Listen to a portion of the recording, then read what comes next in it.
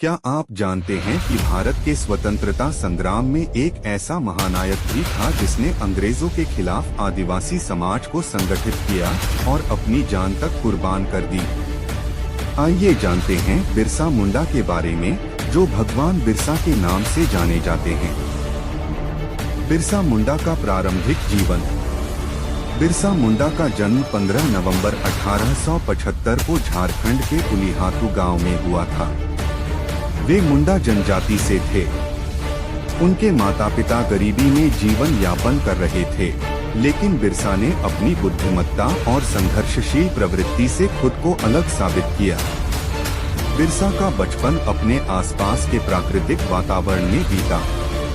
पढ़ाई के लिए उन्हें जर्मन मिशनरी स्कूल में भेजा गया, हालांकि वहां उन्हें अपने धर्म और संस्कृति को बदलने का दबाव महसूस हुआ, जिसे उन्होंने अस्वीकार कर दिया।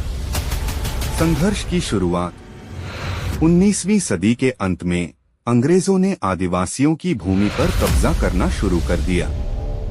जल, जंगल और जमीन पर आदिवासियों के अधिकार छीन लिए गए। इसी शोषण और अन्याय के खिलाफ बिरसा ने आवाज उठाई। उन्होंने अपने समुदाय को संगठित किया और उलगुलान महान विद्रोह की शुरुआत की। बिरसा ने केवल अंग्रेजों से ही नहीं, बल्कि जमींदारों और साहूकारों के अन्याय से भी लड़ाई लड़ी। धार्मिक और सामाजिक सुधारक। बिरसा केवल एक क्रांतिकारी नहीं थे, बल्कि एक धार्मिक और सामाजिक सुधारक भी थे। उन्होंने लोगों को अंधविश्वासों और कुरीतियों से दूर रहने की शिक्षा दी। उन्होंने बिरसाइट धर्म की स्थापना की, जो एक नए समाज की कल्पना करता था, जहां सभी समान हो और प्राकृतिक संसाधनों का सम्मान हो। विद्रोह और बलिदान। 1899 से 1900 के दौरान बिरसा ने अंग्रेजों के खिलाफ बड़े पैमाने पर विद्रोह किया। इस विद्रोह ने अंग्रेजी हुकूमत को हिलाकर रख दिया। हालांकि 3 फरवरी 1900 को बिरसा को गिरफ्तार कर लिया गया। 9 जून 1900 को रांची जेल में बिरसा की रहस्यमय परिस्थितियों में मृत्यु हो गई। मात्र 25 साल की उम्र में इस महानायक ने अपनी जान न्यौछावर कर दी। विरासत और सम्मान।